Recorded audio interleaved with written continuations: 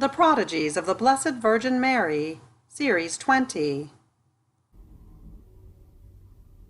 Volume 34, December 20th, 1936. The divine Fiat made the Virgin to be conceived in each creature, so that each one might have a mother for himself. Endowment that God gave to the Virgin. Triumphs and victories of God. Triumphs and victories of the Virgin, with which all creatures are endowed. My highest good Jesus keeps me as though immersed within the great prodigy of the Sovereign Queen, and it seems he has the intent of wanting to speak of what God operated in this great lady. And assuming a festive attitude, and with unspeakable joy, he says to me, "Listen to me." Continuing on with the same topic that is written above. My blessed daughter, the prodigies are unheard of. The surprises I shall narrate to you shall cause all to be astounded. I feel the need of love to make known what we have done with this celestial mother, and the great good that all generations have received. Well, then, you must know that in the act of conceiving this holy Virgin, our divine will, which possesses everything and embraces all with its immensity, and possesses the all-seeingness of all possible and imaginable beings, as well as its exclusive virtue, that whenever it operates, it does universal works. As soon as it conceived her, with its creative virtue, it called all creatures to be conceived in the heart of this Virgin. But this was not enough for our love.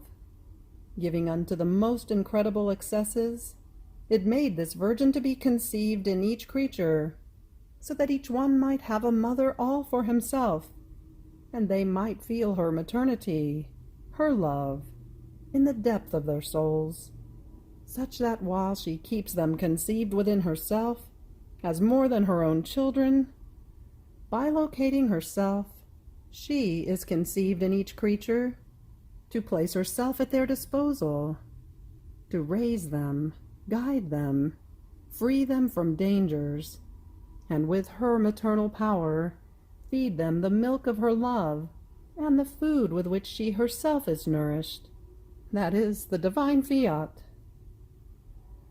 Our will having free life in her, its total dominion, with its power called all into this celestial creature, to have the joy of seeing all enclosed in her, so as to hear her say, "My children, and yours, are all enclosed in me already.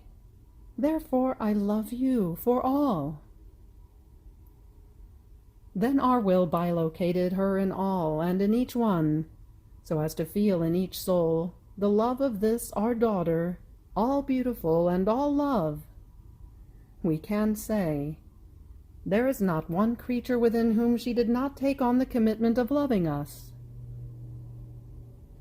Our Fiat elevated her so high as to give her everything, and from the very first instant of her life we constituted her queen of our Fiat, queen of our love. And when she loved us, in her love we could feel her maternity, harmonizing the love of all creatures.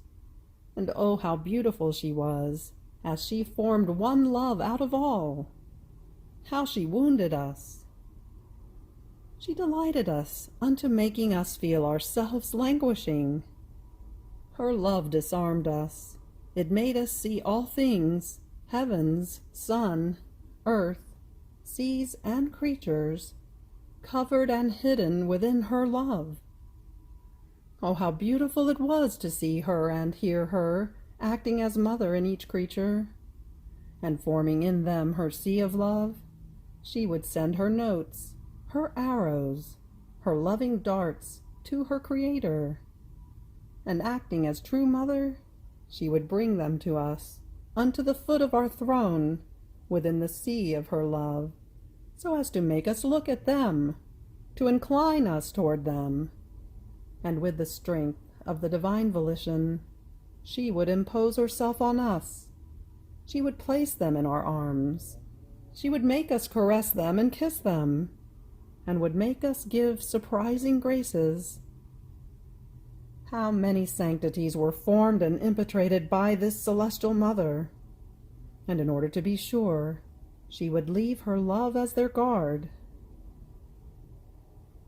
Furthermore, you must know that from the very instant of the life of this celestial creature, our love was so great that we endowed her with all our divine qualities.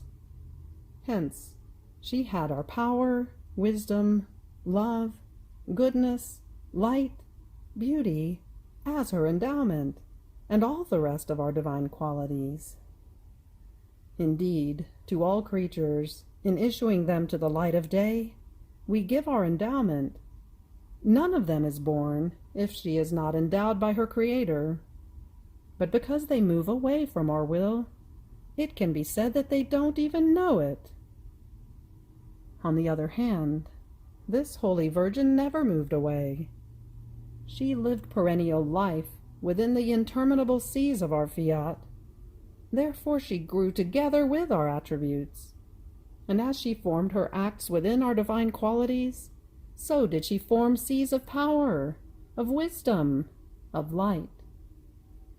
We can say that by living with the knowledge of us, we gave her continuous lessons on who her Creator was, and she grew in our knowledges and got to know so much of the Supreme Being that no angel or saint could reach her. On the contrary, they are all ignorant compared to her, because no one grew and lived life together with us. She entered into our divine secrets, into the innermost hiding places of our divine being, with no beginning and with no end, into our joys and everlasting beatitudes. And with our power, which she held in her power, she dominated us and exercised lordship over us. Even more, we delighted in her lordship, and in order to render her more happy, we gave her our chaste embraces, our smiles of love, our condescension, saying to her, "Do whatever you like." The love of our will toward the creatures, and its great desire to have them live in it, is so great that if it obtains this, it launches them into an abyss of graces, of love, to the point of drowning them, so much so that the human littleness is forced to say, "Enough! I am drowned now. I feel I am being devoured by your own love. I can take no more." Now you must know that our love is not yet content. It never says enough. The more it gives, the more it wants to give.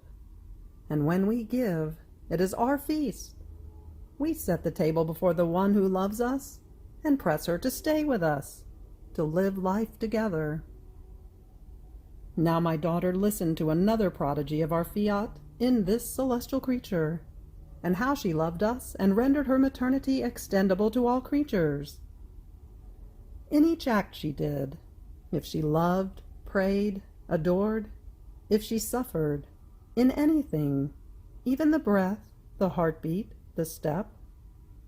Because our Fiat, our Supreme Being, was present, it was triumphs and victories that it achieved in the acts of the Virgin, and the Celestial Lady triumphed and was victorious in God, in each instant of her admirable and prodigious life. These were triumphs and victories between God and the Virgin. But this is nothing. In fact, acting as true mother, she called all her children, and covered and hid all of their acts within hers, and she covered them with her triumphs and with her victories, endowing them with all of her acts together with all her victories and her triumphs. And then with a tenderness and a love such as to break hearts and make us feel conquered, she would say to us, "Adorable Majesty, look at them. They are all my children. My victories and my triumphs belong to my children. These are my conquests that I give to them. And if the Mamma has won and triumphed, so have her children won and triumphed." And she obtained so many triumphs and victories in God, for as many acts as all creatures would do, so that all might be able to say, I am endowed with the acts of my Queen Mamma, and as a seal, she has invested them for me with the triumphs and victories that she achieved with her Creator. Therefore, whoever wants to become a saint finds the endowment of his celestial mother and her triumphs and victories, to be able to reach the greatest sanctity. One who is weak finds the strength of the sanctity of his mamma and her triumphs, in order to be strong.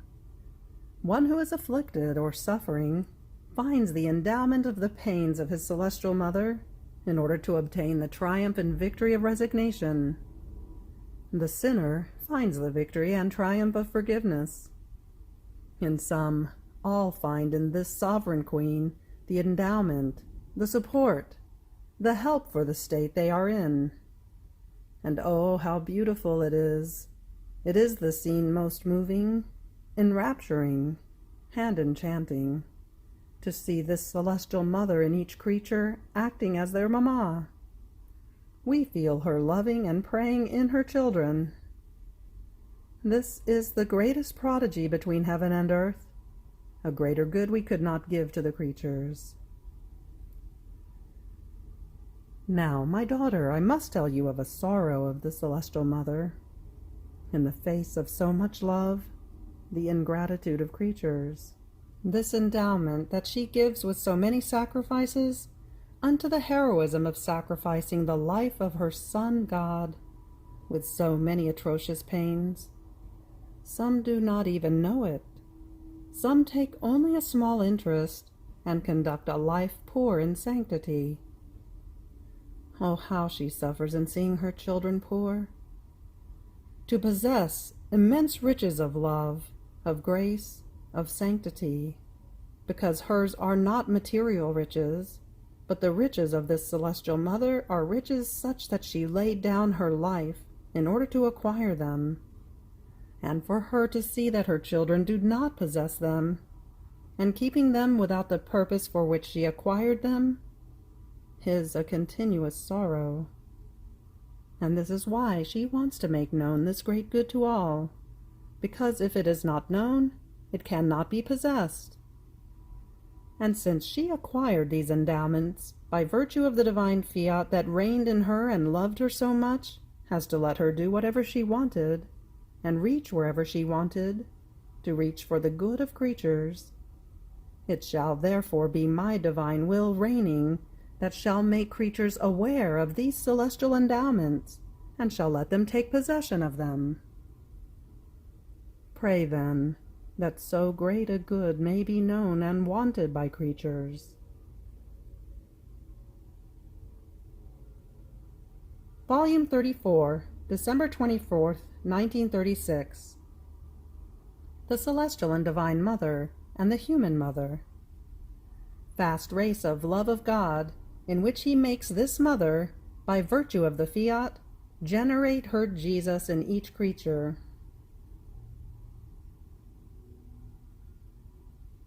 Continuing the same topic on the Most Holy Virgin. A light descending from the bosom of the Eternal One invests my poor mind, but it is a speaking light, speaking so many things about the celestial sovereign that I don't know how to be able to repeat them all. But my beloved Jesus, with his usual goodness, says to me, Courage, my daughter, I shall help you, Luisa. I shall administer to you the words. I feel the irresistible need to make known who this mother of mine is, the qualities, the privileges, and the great good that she does and can do to all generations. Therefore listen to me, and I shall tell you things never before thought of, either by you or by others, such as to stir the most incredulous, ungrateful, and sinful ones. I shall tell you to what extent our love can reach. Well then, our love gave itself no peace. It ran and ran, but with such rapidity as to engage the whole of our divine being into giving unto such excesses as to astound heaven and earth, and make all exclaim, How is it possible that a God has loved the creatures so much? And so listen, my daughter, to what our great love does. The creatures had a celestial father, but our love was not content.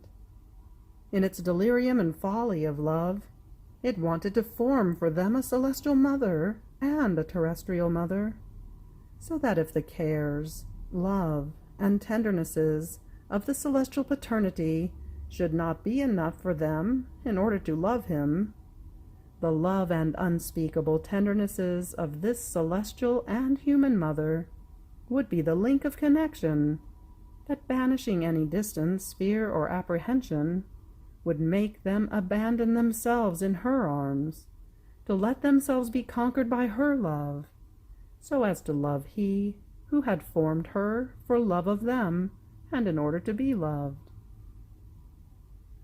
Therefore the most astounding portents were needed, and a love that never says enough, and that only a God can do. In order to obtain this intent, listen now to what it does. We called out of nothing this holy creature, and making use of the same seed of the human generations, though purified, we gave her life.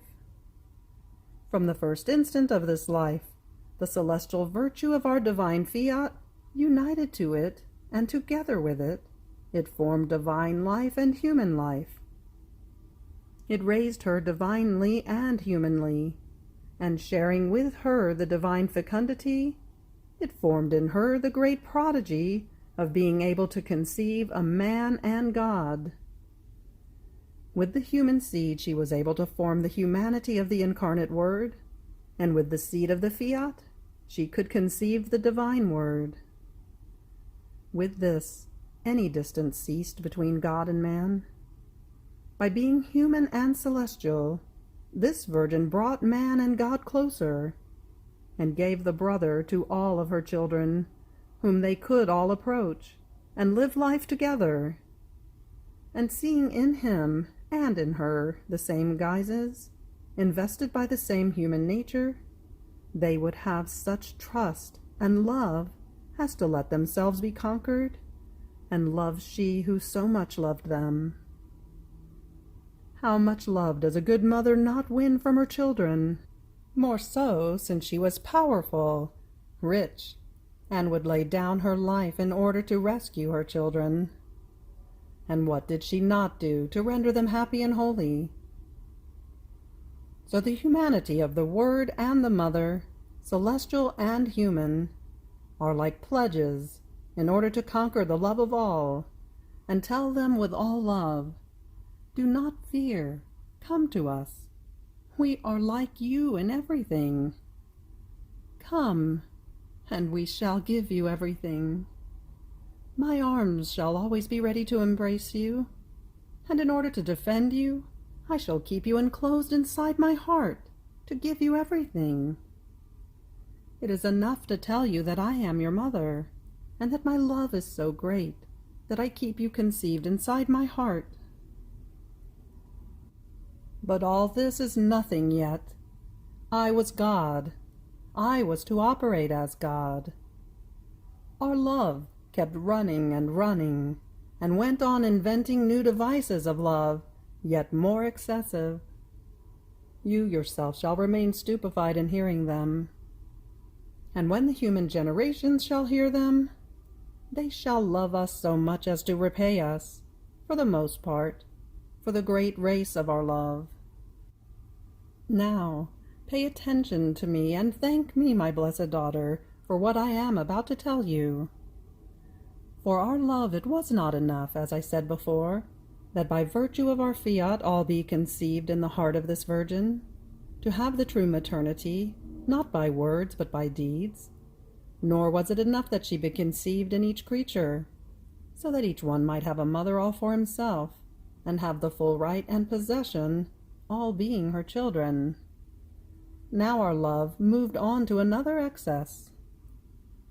First, you must know that this celestial queen, by possessing all the fullness of our divine Fiat, that possesses by its own nature the generative and bilocating virtue, Together with the divine Fiat, she can generate and bilocate her Son God as many times as she wants. And so our love imposes itself on this celestial creature, and Delirious, by virtue of my Fiat that she possessed, gives her the power to generate her Jesus in each creature. She makes him be born. She nurtures him. She does for the creature everything that is needed in order to form the life of her dear Son. She makes up for all that the creature does not do for him. If he cries, she dries his tears. If he is cold, she warms him. If he suffers, she suffers together with him. And while she mothers and raises him, she mothers and raises the creature. It can be said that she raises them together. She loves them with one single love. She guides them, nourishes them, clothes them. And with her maternal arms, she forms two wings of light, and covering them, she hides them inside her heart to give them the most beautiful rest. Therefore, it was not enough for our love that the Word would incarnate himself in order to generate one single Jesus for all, and give one single mother to all the human generations. No, no, our love would not have been excessive.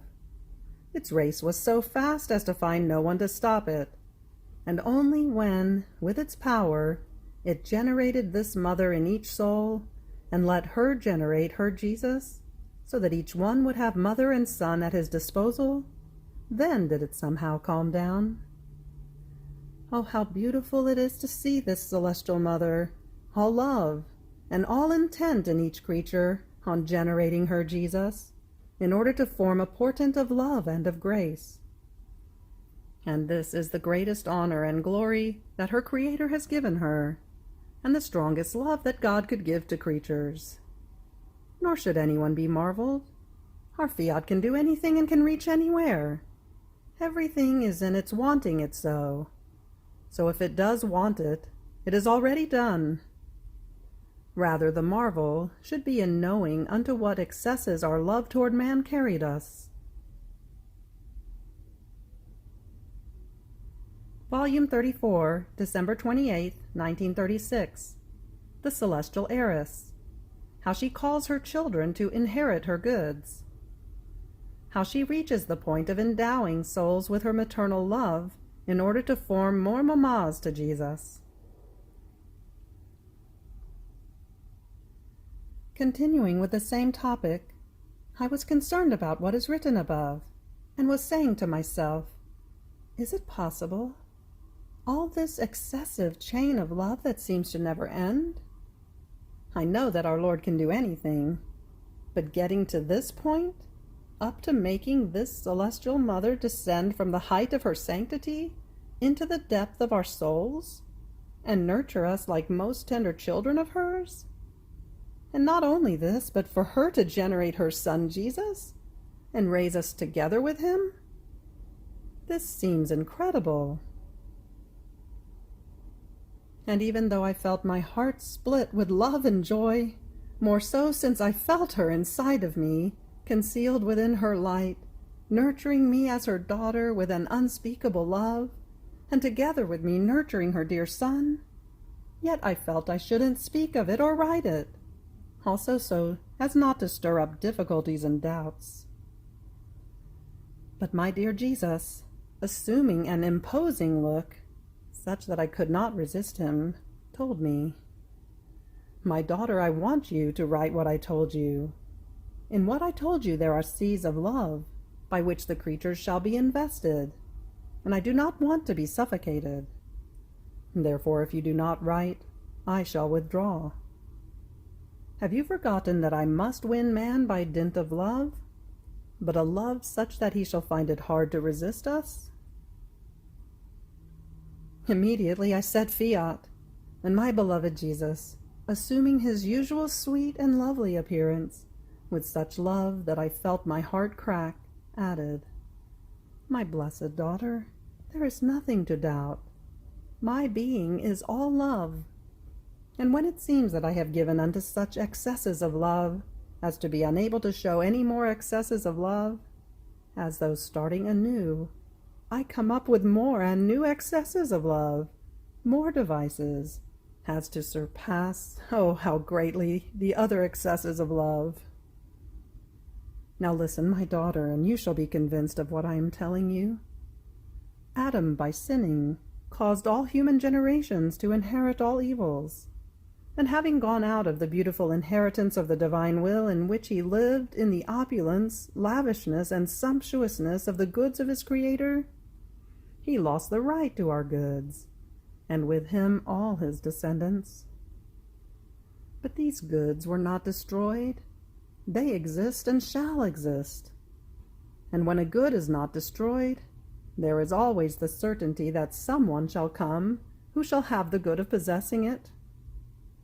Now the great queen began her life within the inheritance of this divine will, and with such abundance that she felt drowned in the goods of her Creator, but so much that she can render all other creatures happy and rich. Now, in this inheritance of the Fiat, she inherited the fecundity, the maternity, human and divine. She inherited the word of the Celestial Father. She inherited all human generations, and these shall inherit all the goods of this celestial mother. Therefore, as her heirs, and as their mother, she has the right to generate her children in her maternal heart. But this was not enough to our love and to hers. She wanted to generate in each creature, and since she is the heiress of the divine word, she has the power to have him generated in each of them. How? If evils, passions, weaknesses can be inherited, why should it not be possible to inherit the goods? And this is why the celestial heiress wants to make known the inheritance that she wants to give to her children. She wants to give her maternity to the creatures, so that as she generates him, they may act as mammas to him, and may love him as she loved him. She wants to form as many mammas for her Jesus, in order to place him in safety, and so that no one may offend him any more. In fact, the love of mother is so very different from the other loves. It is a love that burns always, a love that lays down its life for its dear son. See, she wants to endow the creature with her maternal love, and make them heirs of her own son. Oh, how honored she shall feel in seeing that the creatures love her Jesus with her same love of mother.